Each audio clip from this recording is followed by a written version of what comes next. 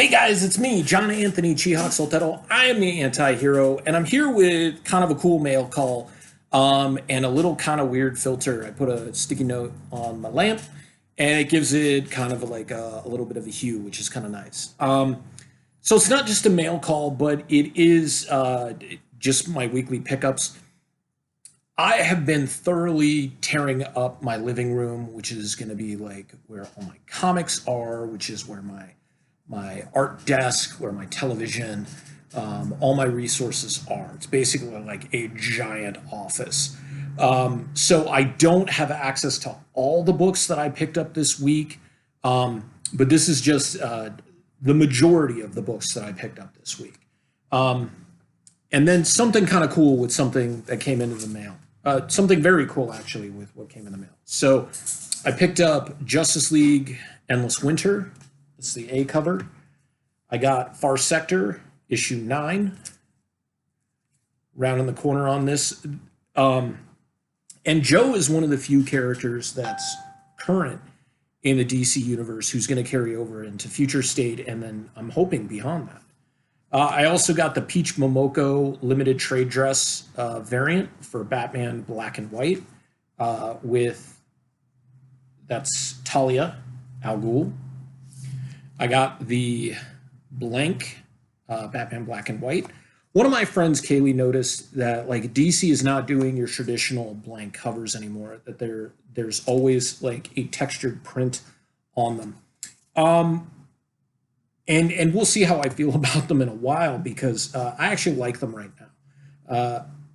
I feel that it adds a little bit to your artwork, and some of the tones and the colors and even the lines come out a little bit deeper and a little bit richer, which is nice, and it's a change of pace, especially with that Batman.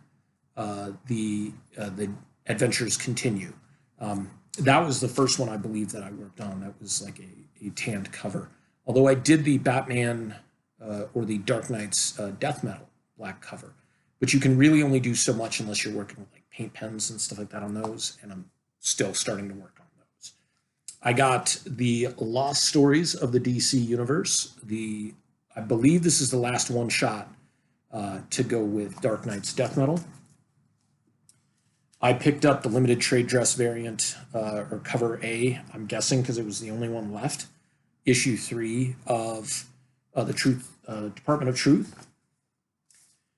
I got Teenage Mutant Ninja Turtles 112. And then the local comic shop day cover for Monstrous #1, the foil cover, which is just a really, really cool cover. I like it a lot. And then I started, because I picked up El Diablo #1 from the 80s or the 90s, but it's not Chato Santana's first appearance. So then I went on eBay and I found El Diablo #1, Chato Santana, and was watching it. And within maybe like an hour or so of watching it, the individual selling it lowered the price by a couple of bucks, by like more than 1/4 of the price. And so I went ahead and I picked it up because, I mean, come on, Chato Santana was like the coolest character in the Suicide Squad movie. And then out of a 4-issue miniseries, I got issues 2 and 3 of Cool World. And I just love the animation style, and like growing up as a kid, watching that, it was just like a very interesting story. I mean, like watching it now, it's a little bit weird and disjointing, but as a kid, it was very on the verge of like Jessica Rabbit, but it was also, how Who Framed Roger Rabbit mixed live action and 2D animation, which if you watch the behind scenes of Who Framed Roger Rabbit, they did a ton of interacting together with live action, and it's super, super hard. But with Cool World, it wasn't as much interaction like the penguins in the Ice Cube Lounge or whatever were carrying around the trays, and the trays were real with like drinks and stuff, and so there were sticks on the trays that went into, like, you ever played that like slot hockey game?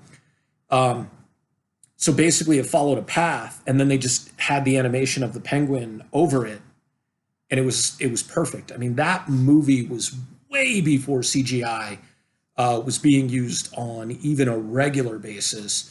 or even I think Labyrinth might have been one of the very first big time uses when they had the owl at the beginning.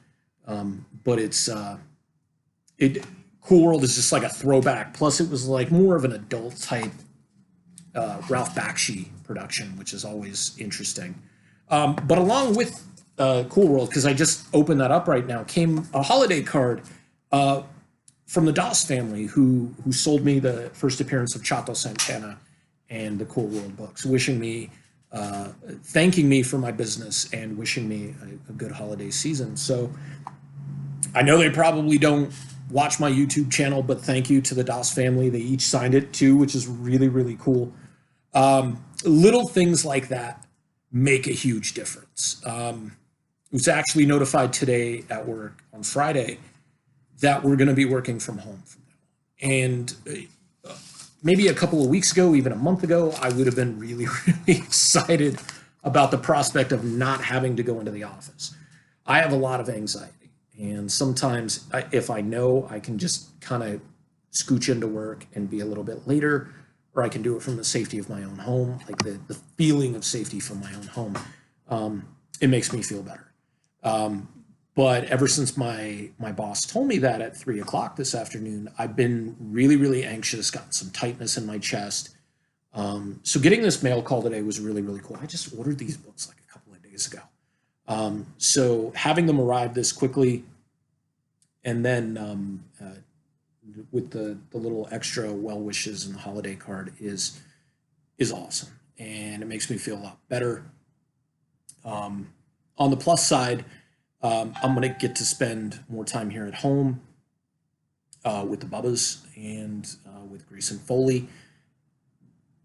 So I have to look at the positives of this, and it won't be easy, but I think this will actually encourage me to do more safe practices, and it's a challenge.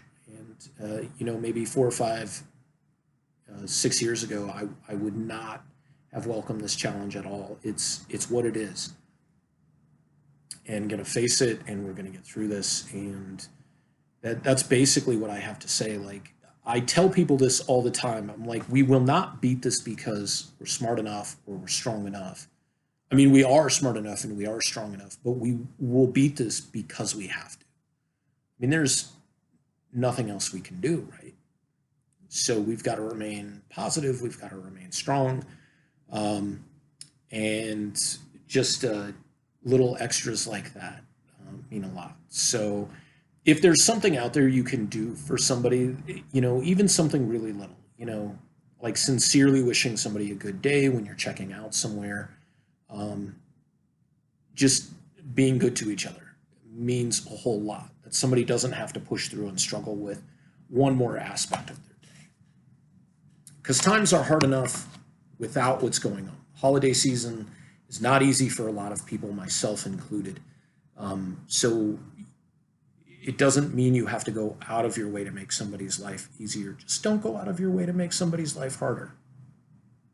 So until next time, you guys take care and stay anti-hero strong.